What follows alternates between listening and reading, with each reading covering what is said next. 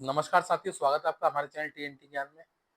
मैं आज आपको बताने जा रहा हूँ भविष्य में होने वाले वर्ल्ड वॉर की। लगभग वर्ल्ड वॉर की सुगबुगाहट आने लगी है अब ऐसा लगने लगा है जैसे कि अब जो है युद्ध बिल्कुल निश्चित है।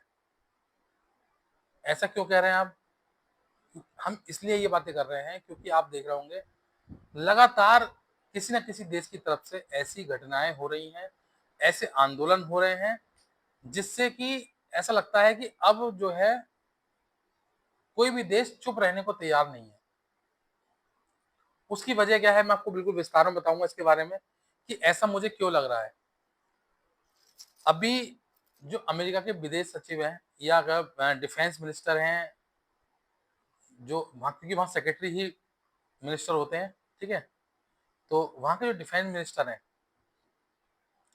हेड्स के करके जो है, उन्होंने उनका एक बयान जारी हुआ और उन्होंने हंड्रेड्स ऑफ एडमिरल जो उनके जनरल्स थे उनकी मीटिंग्स बुलाई है और उनको अर्जेंट कॉल की है। अब आप सोचेंगे कि भाई इसमें नॉर्मल, इसमें बुरा क्या है, मतलब अचानक से ऐसी क्या बात है कि हम इसको इतना सीरियसली ले रहे हैं, इतना डीप ले रहे हैं। सीरियस बात यह है कि वॉशिंगटन के पोस्ट में जो लाइन छपी है वो आपको देखने लायक है। उसमें लिखा हुआ है कि emergency urgent meeting hundreds of admiral in all world. अब आप सोचेंगे कि वर्ड से मतलब, देखिए, आपको भले ही ये मुगालता हो कि आप आजाद देश में रहते हैं, लेकिन अमेरिका को नहीं है। अमेरिका को लगता है कि हर देश हमारा गुलाम है, हर देश हमारा कहीं ना कहीं हमारे अंडर में है। उसने हर जगह अपने पूरे विश्व में अपने कमांड सेंटर बना रखे हैं। कैसे कमांड सेंटर बना रखे हैं उसने? हर जगह अपना कमांड बना रखा है कि अगर इस देश से हमारा युद्ध हो तो हमारा इस कमांड सेंटर से हम बम फोड़ सकते हैं, इससे हो इससे कर सकते हैं। जैसे गल्फ से हो तो आपने देखा सेंट्रल कमांड सेंटर है उनका। अगर भारत से होता है, भारत पाकिस्तान से होता है, तो उनका इंडो एशियन कमांड सेंटर उनका, ठीक है, इंडो पैसिफिक करके है जो। तो इस तरीके से उन्होंने हर देश को अपने एक कमांड के अंदर बांट रखा है और जहां उन्होंने अपने कमांडर बिठा रखे हैं उनका काम यही है देख रेख करना। जब वहां से मैसेज आएगा तो युद्ध शुरू कर देंगे। तो अब उन्होंने अपने सारे कमांडरों को मीटिंग कॉल की है, उन्होंने अर्जेंट मीटिंग कॉल की है। आप समझिए कि जब उनका द्वितीय विश्व युद्ध हुआ था उस समय उनके पास मात्र 4 कमांडर थे। आज की तारीख में उन पर 80 जनरल और एडमिरल लेवल के जो 4 स्टार रैंक के कमांडर हैं वो है उन पर 800, और उन्होंने 100 कमांड जो है जनरल्स उनको बुलाया है। तो कुछ ना कुछ ऐसी बात है जिसके से बुला रहे हैं, ठीक है। हालांकि कुछ लोग ये कह रहे हैं कि वो रूटीन्स प्रोसेस है उनका, बहुत सारे कमांडर्स की संख्या बहुत ज्यादा हो रही है, इसलिए वो देख रहे हैं इसको कि कैसे इसको कम किया जाए। क्योंकि क्या होता है ना, जब भी कोई युद्ध होता है, कोई लड़ाई होती है, तो आपने देखा जो निचला स्तर होता है लड़ता वही है। ये ऑफिशियल लोग होते हैं जो ऑफिस में बैठते हैं। मतलब 3 स्टार के बाद जो भी रैंक होती है वो सिर्फ ऑफिशियल होती है, कैबिन कैबिन खेलती है, सिर्फ कैबिन में जाके बैठती है वो लड़ाई में नहीं जाती कभी भी। जैसा आपने देखा होगा हमारे यहाँ भी, अगर हम पुलिस की बात करें तो इंस्पेक्टर तक जो है वो सबसे मेहनती लोग होते हैं। नीचे कांस्टेबल, फिर सब इंस्पेक्टर, फिर इंस्पेक्टर। इसके बाद के जो पद होते हैं CEO, SP, DSP, DIG, DGP, ये सब ऑफिशियल पद हैं। ये सारे वो लोग हैं जो ऑफिस में बैठ के कमांड करते हैं। लेकिन असल में जो युद्ध लड़ते हैं वो ये आगे वाले लोग होते हैं, फ्रंट लाइन वर्कर जिसको बोलते हैं, वो ये होते हैं। ऐसे ही उनके यहाँ भी बहुत सारे, उनको लगता है कि अब उनके कमांडर बहुत ज्यादा हो रहे हैं, और मुझे लगता है शायद इसलिए भी कॉल की है। और दूसरी चीज मैं वजह बताऊंगा आपको अभी इसके बाद कि क्यों मुझे ऐसा लग रहा है कि अब विश्व युद्ध जो है वो नजदीक है। उसकी वजह क्या है? अभी हाल ही में आपने एक चीज देखी होगी, रूस ने बेलारूस के साथ मिलकर एक प्रोग्राम किया, मतलब एक वो अभ्यास किया एक तरीके से। भारत भी उसमें शामिल था हालांकि। और वो करीबन उसमें उन्होंने अपने 1 लाख सैनिक उतारे। बेलारूस और रूस ने मिलकर जो युद्धाभ्यास किया उसमें करीबन 1 लाख सैनिक उतारे, और वो जो किया वो पोलैंड के बिल्कुल नजदीक किया। उन्होंने ये मैसेज देना चाहा कि अब नाटो कंट्री भी मेरी रेंज में है। अगला निशाना मेरे नाटो देश हो सकते हैं, पोलैंड है, हंगरी है, चाकोस्लाविया है, ये यूरोपियन जो भी कंट्री है, नाटो कंट्री, ये सब मेरी उस रेंज में आएंगे। और आपने देखा होगा कि अभी अलास्का के आसपास भी जेट फाइटर जेट या ड्रोन उड़ते हुए देखे गए। अलास्का वो जगह है जहां अभी डोनाल्ड ट्रंप और पुतिन मिले थे। तो एक तरीके से लग रहा है कहीं ना कहीं जो रशियन वो है पुतिन प्रेसिडेंट, वो प्रवो कर रहे हैं और देशों को, आइए चेक करिए, लड़िए, ये है वो है, इस तरीके से प्रवो कर रहे हैं। और कहीं ना कहीं इसकी वजह से मुझे लगता है कि स्थिति बिगड़ेगी, हालात बिगड़ेगी देशों की। उसकी वजह है, देखिए, अमेरिका को लगता है, अमेरिका क्यों कर रहा है ऐसा, अमेरिका को लग रहा है कि रूस कमजोर है। कमजोर कैसे? वो कह रहा है कि 4 साल हो गए युद्ध को लड़ते लड़ते यूक्रेन से, वो यूक्रेन से नहीं जीत पाया, हमने उसकी पावर देख ली कि उसकी कितनी पावर है। लेकिन वो इस मुगालते में है कि रूस अगर चाहे तो आज ही यूक्रेन उठा के उस पर कब्जा कर सकता था, लेकिन अभी वो ऐसा कर नहीं रहा है। उसकी भी वजह है, वो यूक्रेन को सिर्फ ये मैसेज देना चाहता था कि यूक्रेन नाटो का हिस्सा ना बने, यूक्रेन नाटो में ना जाए। अब तो नाटो ने ही मना कर दिया उसको लेने से, ठीक है। तो यही वजह थी इसकी मेन, जिसकी लड़ाई थी, और यही जेलेंस्की समझे नहीं, डोनाल्ड ट्रंप के चढ़ावे में आके चढ़ गए और सारा देश अपना खत्म करा दिया। जबकि आप एक चीज देखेंगे कि डोनाल्ड ट्रंप काफी समय से यूरोपियन कंट्री को प्रवोक कर रहे हैं, उनको चढ़ा रहे हैं कि वो जाएं और रशिया से लड़ें। लेकिन उसके बाद भी आप देख रहे हैं कि यूरोपियन कंट्री हल्की सी भी चू नहीं कर रही। वो यूरोपियन कंट्री क्या खेल खेलती है? वो ट्रंप को चढ़ाती है कि आप जाइए, आप लड़िए, आप हमारे सर्वे सर्वा हैं, आप सबसे बड़ी पावर इकोनॉमी है, आप सबसे बड़े पावरफुल देश है, एनिमेशन पावर से आपके पास सबसे ज्यादा। तो ये सारी चीजें उनको ऐसा मैसेज दे रही हैं कि कहीं ना कहीं आगे भविष्य में युद्ध होगा, और युद्ध होगा तो दुनिया के लिए संकट की स्थिति आएगी। उसकी वजह क्या है? क्योंकि अमेरिका का कुछ नहीं पता कब क्या कर ले, ठीक है। अभी आपने देखा होगा जब ईरान पे हमला किया उसने, उससे पहले वो G7 की मीटिंग छोड़ के आए थे, अचानक से उन्होंने कर दिया, ठीक है, कुछ कहा नहीं। ऐसे ही जब भारत ने ऑपरेशन सिंदूर करा तो भारत विदेश यात्रा पे था, मतलब प्रधानमंत्री मोदी जी, और वहां से आते ही ऑपरेशन सिंदूर को अंजाम दिया गया। तो इस टाइप का जो कॉन्सेप्ट चलता है अचानक से, तब कुछ ना कुछ बड़ा होने के संकेत होते हैं।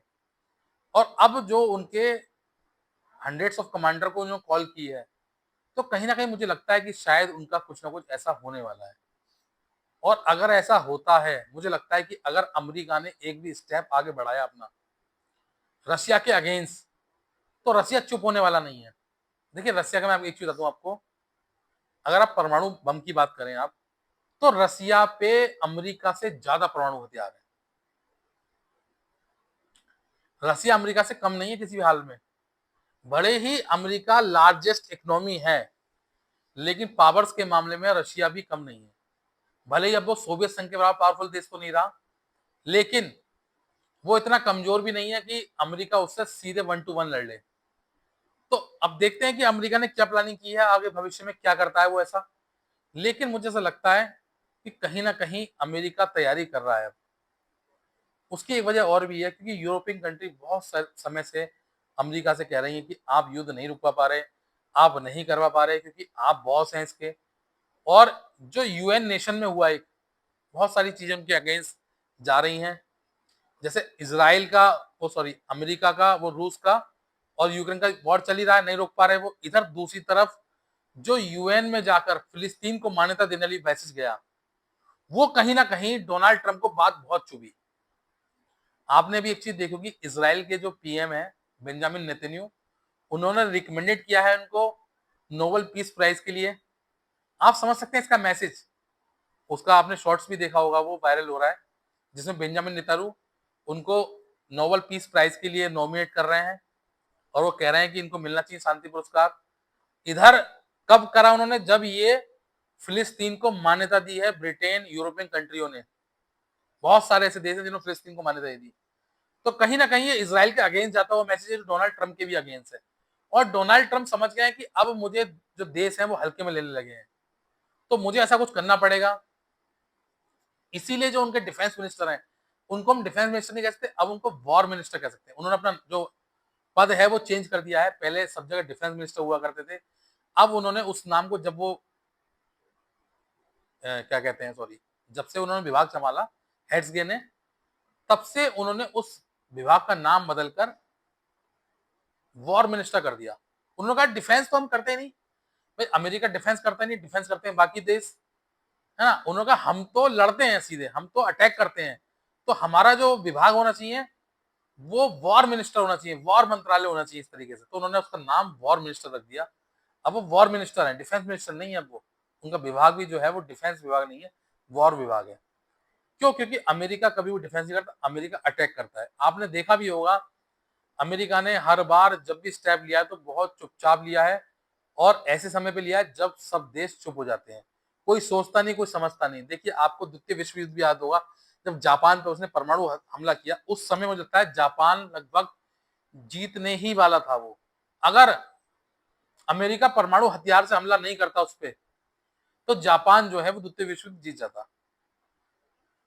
यही वजह है अमेरिका की कि अमेरिका अचानक से हमला करता है। अमेरिका में आपने देखा जब ईरान और इजराइल का चल रहा था और उनको लगा कि ईरान इजराइल पे भारी पड़ रहा है, अगले दिन ही B2 बॉम्बर से स्प्लिट बॉम्बर से हमला कर दिया उस पे, और जो भी उसके परमाणु संयंत्र वाला केंद्र थे जहां ऐसी सब एक्टिविटी चल रही थी, उस पर उन्होंने डिस्ट्रॉय कर दिया उसको। तो अमेरिका शुरू से ही ऐसा रहा है, अमेरिका ने शुरू से ही इस तरीके से अपने मैसेज दिए हैं लोगों को कि जब जब इस तरह की घटनाएं होती हैं तो अमेरिका अलग निकल के आता है और अमेरिका अपनी पावर का पूरा यूज करता है। अभी हालांकि आपने देखा भी होगा, जो अभी जैसे हमारे यहाँ परेड होती है ऐसी उनके यहाँ भी थी, तो आपने देखा उन्होंने अपने एनिमेशन की पावर दिखाई, अपनी मशीन दिखाई उन्होंने अपनी। लेकिन जबकि उन्होंने देखा कि आप उनके जो लोकल वो थे जिसे कहते हैं फर्स्ट लाइन वॉरियर, उनमें कोई तालमेल नहीं, कोई मूवमेंट नहीं, कोई इस तरह डिसिप्लिन नहीं। आपने देखा होगा इस तरीके से नॉर्मल वो जैसे चल रहे थे। तो उसने वो मैसेज देना चाहा कि हमें डिसिप्लिन से मतलब नहीं है, हम हथियारों से लड़ते हैं, मशीन वाले लोग हैं हम। जबकि उसके ठीक बाद आपने देखा चाइना का हुआ था, चाइना जो आजादी वर्ष मनाया अपना, उसमें आपने देखा डिसिप्लिन 1 to 1 चाइना के जो एक एक व्यक्ति था, एक एक सैनिक था, वो कितना डिसिप्लिन में आपने देखा होगा, वो चल रहा था, मूवमेंट जो भी थे उनके बिल्कुल डिसिप्लिन थे। तो उसने वो मैसेज देना चाहा कि हम भी कम नहीं है, हम आपसे आगे हैं। और आप एक तरीके से देखेंगे तो चाइना कहीं ना कहीं अमेरिका से अब आगे निकल चुका है। आपने देखा कि अमेरिका कभी चाइना से लड़ने की बात नहीं करता, एक बार वो रूस के अगेंस्ट तो चलता है वो, हालांकि बहुत सारे सेंसर ने चाइना पे भी लगा रखे हैं, लेकिन जिस तरीके से वो रूस से करता है उस तरीके का बिहेव उसका चाइना के साथ नहीं है। क्योंकि चाइना मैन्युफैक्चरिंग पावर बहुत तगड़ी है, वो इकोनॉमी बहुत बड़ी हो गई है अब। अगर अमेरिका के बाद कोई इकोनॉमी है, लार्जेस्ट इकोनॉमी, वो चाइना है। लगभग 17 से 18 billion US dollar, sorry trillion US dollar की इकोनॉमी है चाइना। और अमेरिका 36 से 33 से लेकर 36 के बीच में ट्रिलियन डॉलर US इकोनॉमी है वो। तो और बाकी सारे देश कहाँ एग्जिस्ट करते हैं? भारत 4-5 के बीच में है, सभी देश के आसपास है। तो कितना बड़ा ह्यूज गैप है, कहाँ 36, कहाँ 17, 18 और कहाँ फोर्थ। तो बहुत बड़ा डिफरेंस बाकी कंट्रियों में। इसीलिए आप देखते हैं कि जो बाकी कंट्री है बहुत ज्यादा गैप है उन सबके बीच में, और इसलिए वो सर्वाइव नहीं कर पाती, इनसे नहीं लड़ पाती। अमेरिका इसीलिए सबका बॉल सुन के घूमता है। अमेरिका में डिफेंस पर खर्च करने में बहुत पैसा है। तो मुझे लगता है शायद अब आप बहुत जल्द एक युद्ध देखेंगे। और अगर इस बार युद्ध होता है, इस बार ऐसी स्थिति आती है, तो मुझे लगता है कि शायद वो सृष्टि को विनाश करने वाला, सृष्टि को खत्म करने वाला होगा। क्योंकि उस समय के जो विश्व युद्ध हुए हैं उसमें और अब के समय में बहुत बदलाव है।